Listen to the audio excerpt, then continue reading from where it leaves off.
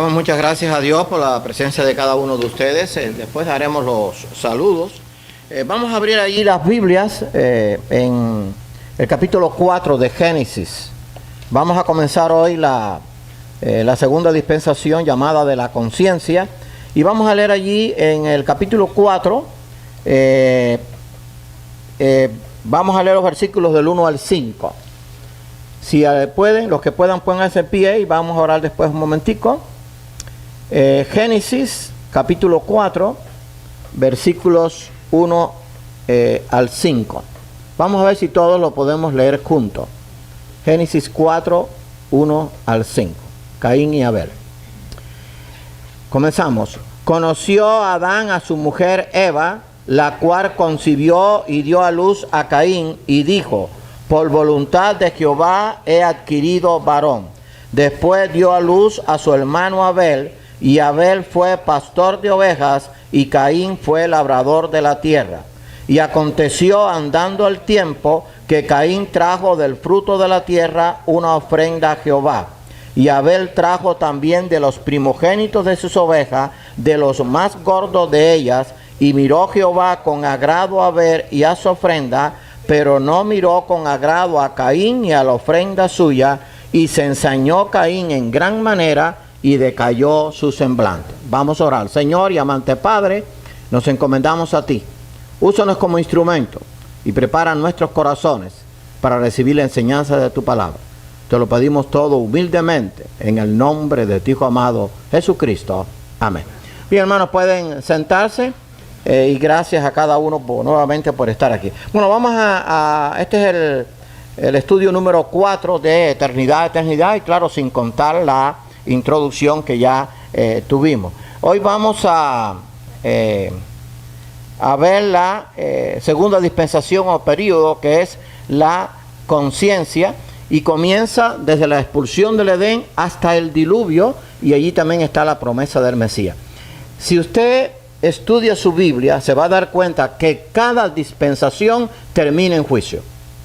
Cada dispensación termina en juicio. Estamos ahora en la sexta dispensación, que también va a terminar en juicio cuando Cristo venga en su segunda venida, destruya al anticristo para siempre, y entonces implante primero el reino milenial. Pero cada dispensación termina con un juicio, y esta también va a terminar con un juicio. Así que esta de la conciencia comienza con desde la expulsión del Edén hasta el diluvio. ¿Por qué se le llama de la conciencia? Porque el hombre comenzó a obrar de acuerdo a lo que había en su corazón. En el pasaje que leímos, vimos que dice que Abel era pastor de ovejas y Caín era labrador de la tierra. El oficio de ambos no tenía nada que ver con su corazón. Porque algunos erróneamente dicen, bueno, como Abel era pastor de ovejas y las ovejas tenían que ver con el símbolo del cordero del cual iba a venir el Mesías que se iba a ofrecer. No tiene nada que ver con eso. Simplemente Abel decidió ser pastor de ovejas y Caín labrador de la tierra. El problema de Caín y Abel estaba en su corazón. El problema del hombre no depende del oficio que tenga. El problema del hombre, y el hombre, cuando digo hombre y mujer, no depende del lugar donde viva, no depende de la casa que tenga, no depende de las posesiones, no depende del conocimiento, depende de su corazón y su relación con Dios. Y por eso hubo una gran diferencia entre Caín y Abel. Y pondré enemistad, esta es la promesa del Mesías, entre ti y la mujer, entre tu simiente y la simiente suya, esta te herirá en la cabeza y tú lo herirás en el calcañar. Esto se ha repetido ya varias veces. ¿Por qué? Porque fue la primera promesa del Mesías. Dios, en su amor infinito y eterno, cuando el hombre pecó, que ya él lo sabía que iba a hacer, ya él tenía preparado el plan B. Y el plan B era el que el Mesías, su hijo, viniera al mundo, se hiciera carne, muriera en la cruz, y por la fe en él, el hombre volviera otra vez a tener la oportunidad de tener la vida eterna. Ustedes saben que en el mundo, los gobiernos, las empresas, a veces también las familias hacen un plan B. O sea, tienen planeado hacer algo, pero dicen, bueno, si esto no me da resultado, tengo un plan B. Pero hay veces que, como la gente del mundo es imperfecta, el plan B es peor que el plan A. O sea, no sirve tampoco. Pero el plan B de Dios sí fue perfecto. ¿Por qué? Porque Dios es el Dios todopoderoso. Ahora bien, no solamente dio la esperanza de un redentor personal que contendería con Satanás y le vencería, sino que la profecía también señalaba que habría enemistad perpetua entre dos simientes opuestas, la simiente de la serpiente y la simiente de la mujer. A partir de que el hombre pecó, vamos a ver que hay dos simientes en la tierra y vamos a ver que escuche bien, ahora eso tiene apoyo bíblico, acuérdese lo que siempre he dicho, usted no me cree a mí, usted escudriña la Biblia. A partir de aquí se habla de los hijos de Dios y los hijos del diablo. ¿Qué les parece?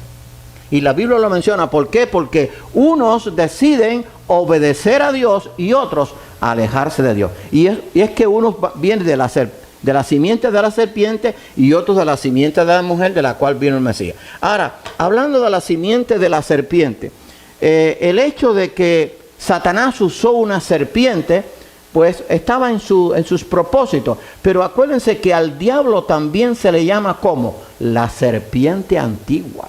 Y la serpiente antigua no era esa que estaba en el huerto y que usó el Satanás para engañar que la usó Satanás para engañar a Adán y Eva, sino que se le llama la serpiente antigua porque Satanás es astuto y él usa toda su astucia ¿para qué? Para hacer tropezar a las familias, a los hijos de Dios, hacer tropezar a algunos en la iglesia. ¿No se recuerdan cuando Cristo dio las señales que Él dijo, y vendrían tropiezos?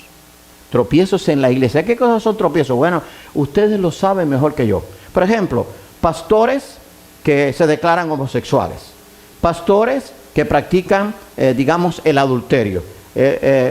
Pastores, misioneros y hombres de Dios que dejan el camino y se vuelven de completo pecado. Y eso causa tropiezos. Por eso la vista nuestra tiene que estar en Jesucristo.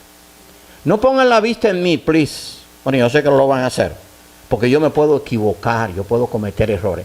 Mi vista y tu vista tiene que estar en Cristo.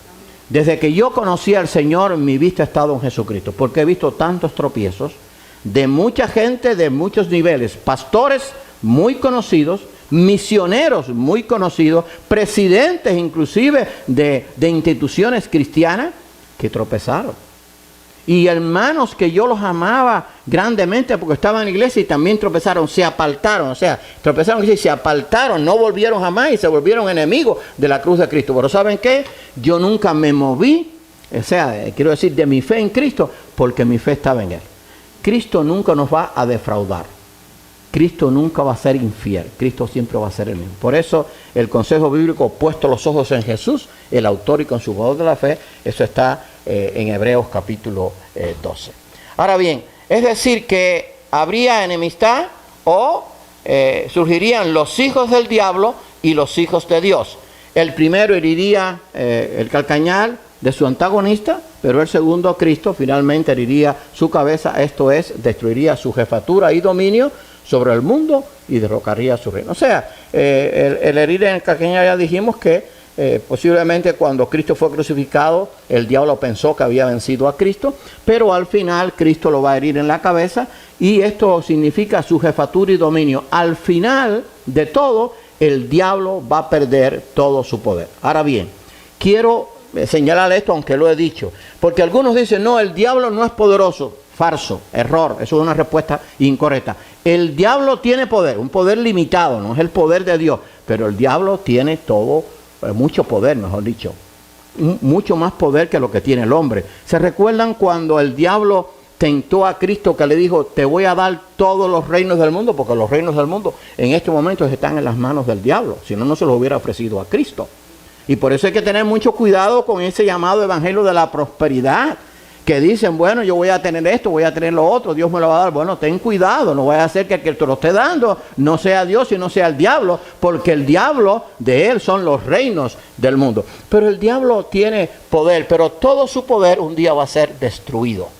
Y Dios lo va a echar para siempre en el infierno, de donde no va a salir más. Ya ahí terminó su historia, y entonces Dios va a implantar su reino eterno, que de eso vamos a estar hablando cuando lleguemos al libro de Apocalipsis. Y el diablo que los engañaba fue lanzado al lago de fuego y azufre, donde estaba la bestia y el falso profeta, y serán atormentados día y noche por los siglos de los siglos. Apocalipsis 20. Ahí está el cumplimiento, ¿verdad?, que fue revelado a Juan, y el diablo, que engañaba, fue lanzado al lago de fuego, donde ya estaba la bestia, al tiempo del anticristo y el falso profeta, que ya habían así echados allí, y dice que serán atormentados por los siglos de los siglos, quiere decir por siempre. Es como la expresión, ¿cuántas veces perdonaré a mi hermano? Hasta 7, no, hasta 70 veces 7, o sea, 490 no son 490, quiere decir siempre. Ahora, esa expresión, por los siglos de los siglos, el diablo va a estar en la eternidad por siempre, o sea, en la eternidad de condenación, por siempre, por los siglos de los siglos. Ahora, otro error que a veces los creyentes dicen y no se sienta mal, pero es por desconocimiento, es que creen que el diablo no va a sufrir en el infierno, porque ese es su ambiente, ¿no? Está equivocado. Acuérdense que Cristo dijo que el infierno fue creado para el diablo y sus ángeles. Sí van a estar sufriendo, como consecuencia de su rebelión, por toda la eternidad. No crean que el diablo no va a sufrir, ni los demonios tampoco. Sí van a sufrir, porque es parte del castigo de Dios por su rebelión. Así que van a ser un día, su jefatura y dominio va a ser terminada cuando sean echados en el lago de fuego. Ahora vamos a ver a Caín y Abel. En Caín y Abel vamos a ver estas dos simientes.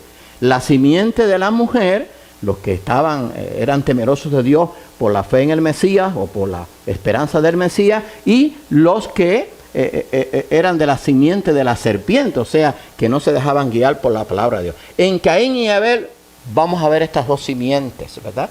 Y vamos a aprender algo muy importante. Conoció Adán a su mujer Eva, la cual concibió y dio luz a Caín y dijo, por voluntad de Jehová he adquirido varón. Después dio a luz a su hermano Abel, y Abel fue pastor de ovejas, y Caín fue labrador de la tierra. Génesis 4, 1 y 2. Ahora bien, cuando usted lea la Biblia, aunque usted ese relato está allí, no piensa que eso ocurrió de ahora por ahorita. O sea, ¿qué tiempo pasó de que Adán tuvo a Caín y Abel? No se sabe. Fueron años. Y vamos a ver que cuando se tuvo a Set, vamos a ver cuántos años pasó. Porque hay un dato muy importante que va a venir ahora, dentro de un momentico, que nos va a aclarar, porque siempre se ha dicho, y se los voy a adelantar porque esto es un énfasis. Por ejemplo, dice que cuando Caín mató a Abel, tomó su esposa y se fue.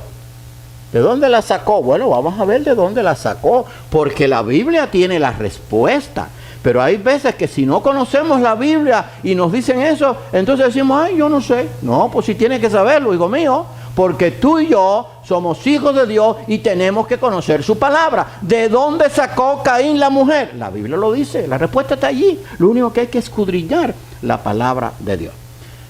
Ahora, Caín y Abel, los primeros hijos nacidos de Adán y Eva, son representantes de las simientes opuestas. Abel, según leemos, la simiente de Abel era justa y la simiente de Caín era maligna o era del maligno. Dice Juan, primera de Juan 3:12, no como Caín, que era del maligno, o sea, de la simiente del maligno, y mató a su hermano. ¿Y por qué causa le mató? Porque sus obras eran malas y las de su hermano justas. Simplemente Abel era justo y Caín era maligno, porque lo habían decidido, punto. Dios le dio esa libertad. Acuérdense que cuando esto ocurrió, ya había ocurrido la muerte espiritual, o sea, la separación de la comunión con Dios, que eso es muerte espiritual. Pero Caín decidió ser del maligno y Abel decidió ser justo. ¿Quién se lo dijo? Nadie. Habían recibido la enseñanza de Dios. Porque el que yo quiera ser fiel a Dios y obediente a Dios depende de mí. Claro, y del conocimiento de la palabra de Dios. Pero yo puedo hacer algo con el conocimiento de la palabra de Dios. O lo recibo o lo rechazo. En estos días yo hablé con una persona que fue el instrumento que Dios usó para llevarme a mí al Evangelio. Y lo tengo que reconocer, y ella se puso muy contenta. Esa fue la primera novia que yo tuve. Yo era muy jovencito, tenía 15 años, ella tenía 13. Y con permiso, no era novia de esa de la calle, no. Más o menos, esa era la edad. Pero fue el instrumento que Dios usó para llevarme a los pies del Señor. Eso yo nunca lo voy a poder olvidar. Porque después nosotros nos peleamos, no por ningún problema grande, sino por problemas de muchachos, de jovencitos. Y después yo conocí a mi esposa, con la cual estuvo hasta que murió por 50 años. Pero Dios usa instrumentos, ¿verdad? Ahora, yo doy muchas gracias a Dios porque yo recibí el conocimiento de la palabra, pero yo recibí ese conocimiento y recibí a Cristo en mi corazón. Eso fue lo que pasó con Abel. Él tenía el conocimiento de Dios igual que lo tenía Caín. Abel decidió obedecer a Dios y Caín no. Entonces ahí está la simiente justa y la simiente del maligno. Y después el apóstol Juan lo aclara. ¿Por qué causa lo mató? Porque era del maligno y porque sus obras eran malas y de su hermano justo. La Biblia está llena de enemistad. De esta enemistad, el espíritu de Caín solo terminará cuando la simiente de la mujer Cristo regrese para establecer su reino. O sea, esta simiente de los hijos del diablo, los hijos de Dios, o sea, los malos y los buenos, va a terminar cuando Cristo regrese y establezca su reino, primero milenial y después eterno. ¿No se dan cuenta ustedes que el mundo está dividido solamente en dos grandes grupos? Los malos que no obedecen a Dios y los buenos que obedecen a Dios. No los malos como el mundo lo pinta, sino los malos delante de Dios que deciden no obedecer a Dios. Ustedes se recuerdan cuando quizás usted vio, a mí me gustaban mucho las películas del oeste, y entonces uno enseguida determinaba quién era el malo y entonces quién era el bueno. Pero a eso no se refiere Dios, porque a veces ese bueno era más malo que el malo, ¿verdad? Pero Dios se refiere al malo, al que no obedece a Dios, teniendo la oportunidad de hacerlo, y al bueno, al que dice: Señor, yo sé que soy malo delante de ti, pero yo quiero obedecer. Así que un día esa enemistad va a terminar, pero acuérdese que después de este pecado, de la desobediencia, estas dos simientes se manifestaron, los hijos de Dios y los hijos del diablo. Ahora, hay unos importantes textos a considerar. Cristo enseñó allí en Mateo 5:9. Voy a leer estos textos rapidito, porque no quiero que se nos pasen. Esto no lo va a tener en el estudio, esto fue adicional y no lo puedo incluir en los escritos, no me es posible. Dice 5:9, bienaventurados los pacificadores, porque ellos serán llamados hijos de Dios. Está hablando de hijos de Dios. En 1 de Juan 1:12 dice que a lo suyo vino y los suyos no lo recibieron cuando vino al pueblo de Israel. Pero más a todos los que le recibieron, a los que creen en su nombre, les dio la potestad de ser llamados hijos de Dios. Y en Juan 8:44, allí vemos lo que Cristo le dijo a aquellos que no creían en Él, ni creían tampoco en lo que Moisés había escrito, y por lo tanto eran hijos del diablo. Fíjense lo que dice Juan 8:44. Dice lo siguiente: vosotros sois eso se lo dijo a los fariseos y los escribas, esto era una palabra fuerte. Vosotros sois de vuestro padre el diablo, y los deseos de vuestro padre queréis hacer. Él ha sido homicida desde el principio y no ha permanecido en la verdad, porque no hay verdad en él. Cuando habla mentira, de suyo habla, porque es mentiroso y padre de mentira. Vosotros sois de vuestro padre el diablo. Entonces, si ellos eran de vuestro padre el diablo, es que eran hijos del diablo. Los hijos del diablo son los que no quieren obedecer a Dios, punto. Y los hijos de Dios los que buscamos su presencia. Ahora, en 1 de Juan 3, el versículo 10, después ustedes pueden leerlo si quiere del 8 al 10, pero 1 de Juan 3, 8 al 10, dice así mismo: en esto se manifiestan, el versículo 10 de 1 de Juan 3, en esto se manifiestan los hijos de Dios y los hijos del diablo. Todo el que no hace justicia y que no ama a su hermano, no es de Dios. Entonces está hablando, si usted no obedece la palabra de Dios, usted no es hijo de Dios, punto. Usted puede decir que usted es hijo de Dios, pero el hijo de Dios lo confirma su vida. O sea, yo puedo decir, yo soy un hijo de Dios, yo soy cristiano, pero si mi vida no está avalada por mi testimonio y por mi forma de vivir, de que yo vivo conforme a los mandatos de Dios, yo soy un hijo del diablo, no soy un hijo de Dios. No porque yo lo diga, yo tengo que demostrarlo con mis hechos. Porque si no, dice Santiago que mi fe es muerta. O sea, si yo tengo fe y no tengo obra, mi obra es muerta. O sea, si yo soy hijo de Dios, voy a obrar de acuerdo a lo que la Biblia enseña. La Biblia enseña claramente que hay dos grupos: los hijos de Dios y los hijos del diablo. Y eso está desde que el hombre desobedeció, fue expulsado del paraíso y se comenzó a manifestar precisamente en Caín y Abel. Y vamos a ver, que ustedes saben la historia, pero la vamos a repasar, qué fue lo que pasó con él. Vamos a ver sus respectivas ofrendas. Y aconteció andando el tiempo. ¿Qué tiempo pasó? Bueno, un tiempo prudencial, varios años, varias decenas de años. Caín trajo del fruto de la tierra una ofrenda a Jehová. ¿Por qué lo puse así? Una ofrenda le trajo lo que primero se encontró. Esa es la idea por lo que se dice después de Caín. O sea, no escogió la ofrenda. Le voy a decir algo, mi hermano. Usted yo sé que usted trae sus ofrendas a Dios, pero traiga su ofrenda con un corazón sincero para adorar a Dios. No traiga una ofrenda cualquiera. No estoy hablando de cantidad de dinero. Si usted trae $5,000, escuche bien, y lo trae con pesar, esa ofrenda Dios no la recibe. Ni usted va a hacer tesoros en el cielo. Ahora, usted puede traer 5 centavos, pero con el corazón de adorar a Dios y por agradecimiento, y esa ofrenda sí es contada en el reino de Dios. ¿Me explico? Entonces eso fue lo que hizo Caín. Trajo una ofrenda a Jehová, una ofrenda. Ahora, Abel trajo también, era pastor de ovejas, pero no trajo cualquier oveja, trajo de los primogénitos, que era la mejor oveja, y de lo más gordo de ella, o sea, la seleccionó. Cuando yo voy a hacer mi ofrenda a Dios, tengo que darle a Él mi adoración y darle lo mejor. Señor, te doy esto porque te amo, te doy esto por lo bueno que has sido, te doy esto porque tengo vida eterna, con agradecimiento. Si no, Dios no recibe la ofrenda. Por eso es que vamos a ver después en el pasaje por qué dice que decayó el semblante de Caín, el de Abel no, y por qué Dios le dijo, oye, ¿qué te pasa? ¿Por qué decayó tu semblante? Decayó tu semblante porque estás mal. Porque si estás bien, dice el pasaje, léaselo después ahí en Génesis 4, si tú haces bien, no tienes problema. Ahora, si haces mal, entonces sí tiene que decaer tu semblante. Así que Caín trajo la ofrenda que se encontró, cualquiera. Y miró Jehová, y esto lo comprueba, miró Jehová con agrado a Abel y su ofrenda, pero no miró con agrado a Caín y la ofrenda suya. ¿Por qué? Porque Dios estaba mirando el corazón de Abel y el corazón de Caín.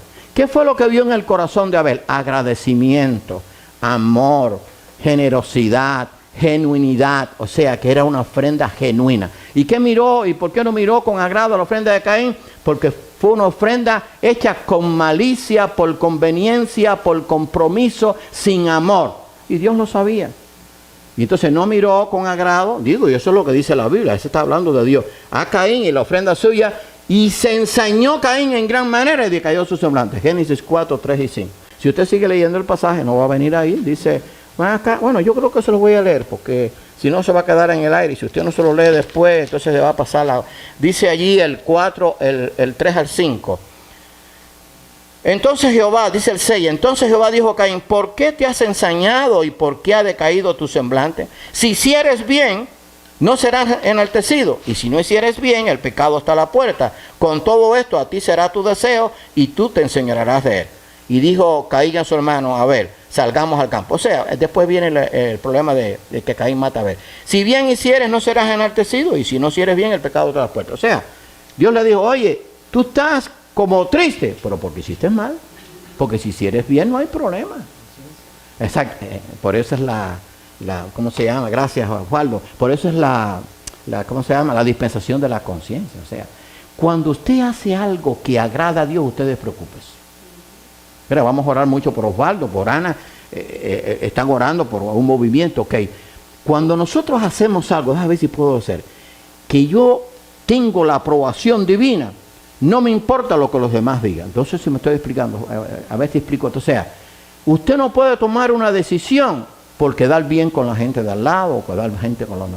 Cuando yo he tomado una decisión en mi vida, la he tomado porque yo voy a agradar a Dios.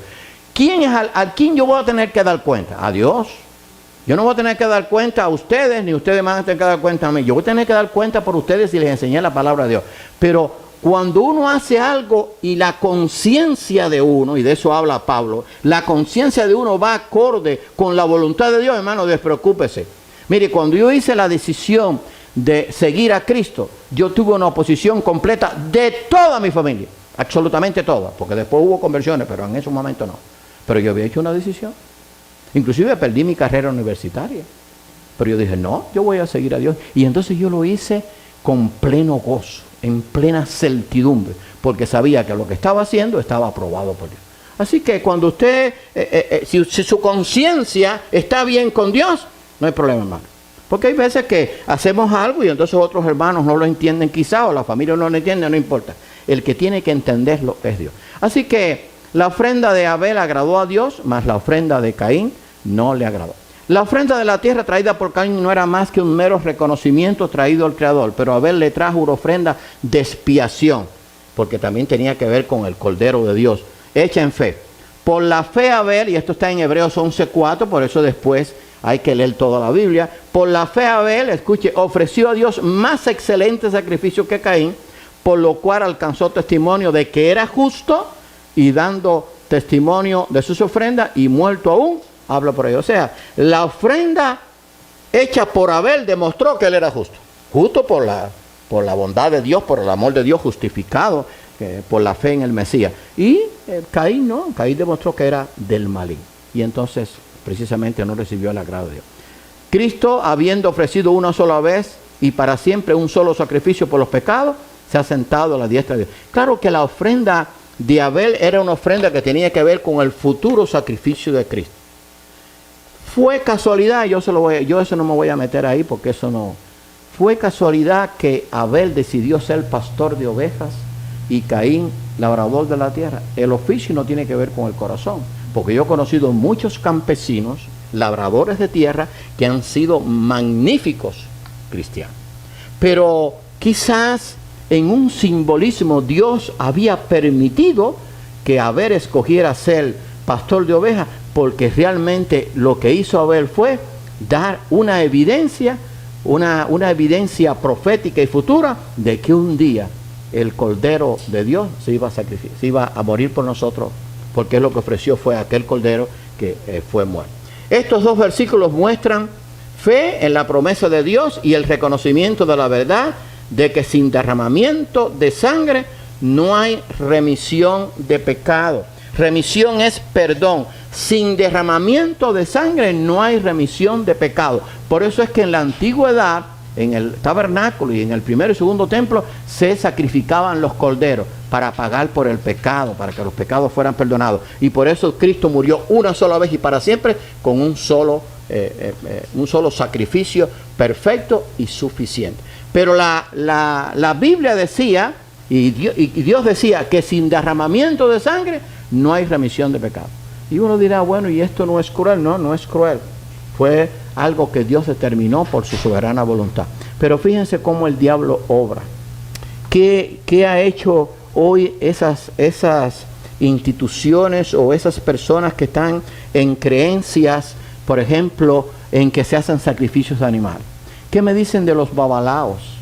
¿Qué me dicen de los espiritistas, de los hechiceros? También hacen sacrificios de animales, porque están tratando de imitar lo que Dios dice. Entonces cuando le dicen algo, no, pero el pueblo de Israel sacrificaba también. Sí, pero vamos a ver qué es lo que sacrificaban ellos y qué simbolismo tenía, y qué es lo que tú sacrificas y qué simbolismo tiene. Es diferente. Esos sacrificios son para el diablo y tienen un propósito muy distinto a aquellos sacrificios que estaban hablando del amor de Dios y del sacrificio de Dios. Y otra cosa más, no es significativo que estos que se declaran santos, que son babalaos, se vistan de blanco.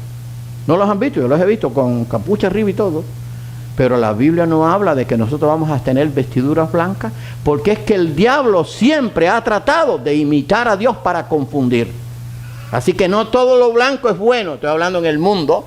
No todo lo que usted ve blanco es bueno. La única blancura es la justicia de Dios y las vestiduras blancas que vamos a tener, y por supuesto Dios, que es luz, que es una luz resplandeciente. Pero el hombre ha tratado de distorsionar todo esto. Entonces hubo sacrificios en el tiempo antiguo, nosotros hacemos sacrificios, pero hay unos sacrificios que son para el diablo y el sacrificio para Dios es completamente diferente.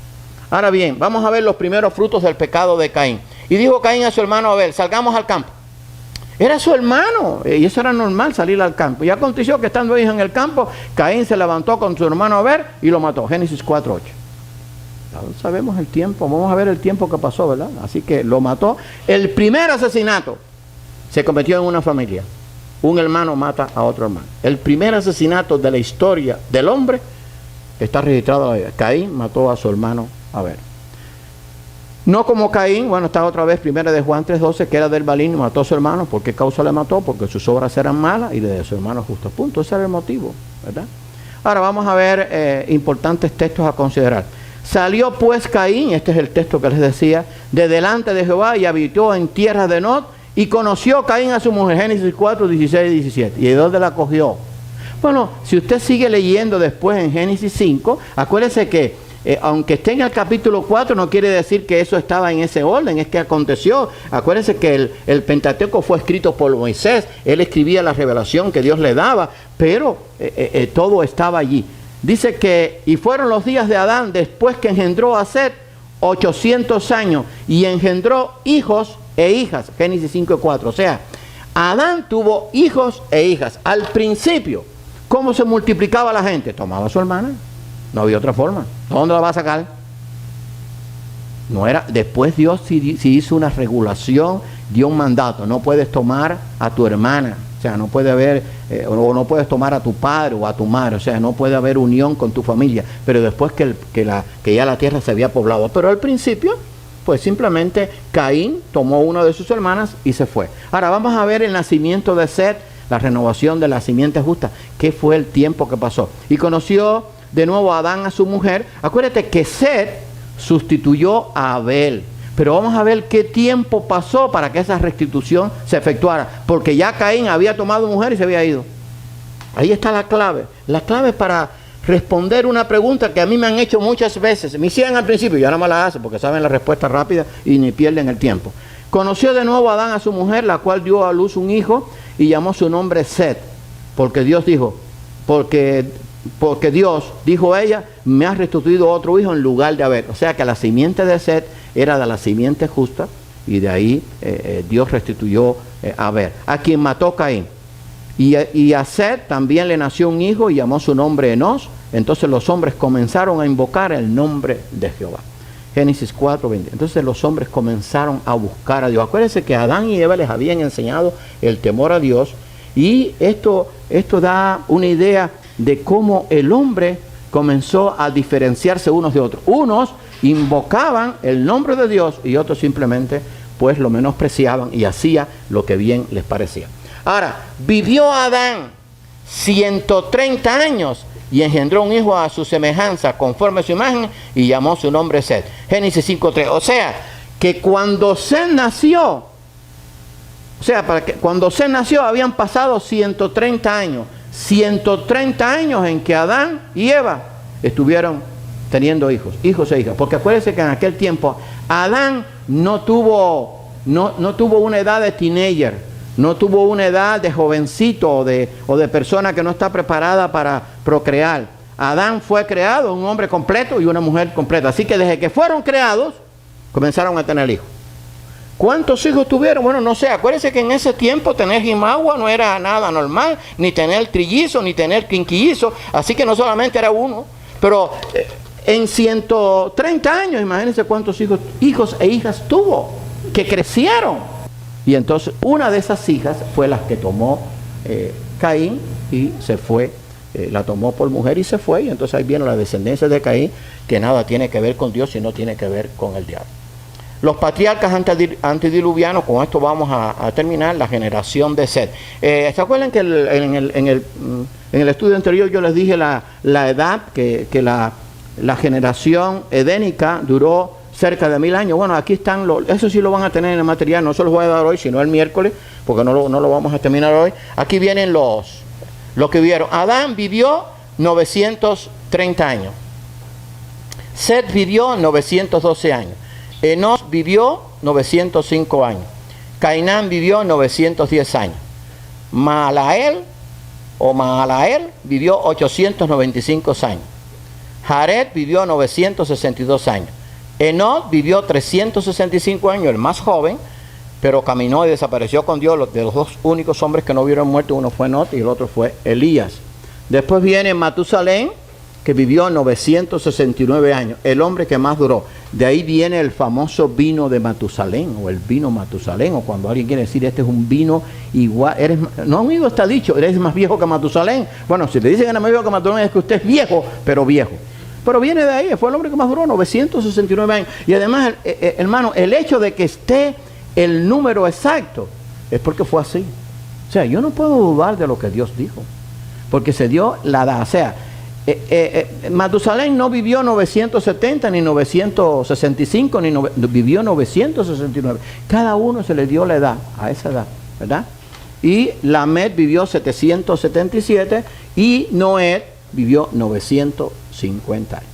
que después vamos a ver la segunda parte de este estudio, de este número 4, tiene que ver, o el 5 tiene que ver con el diluvio. Así que ahí tenemos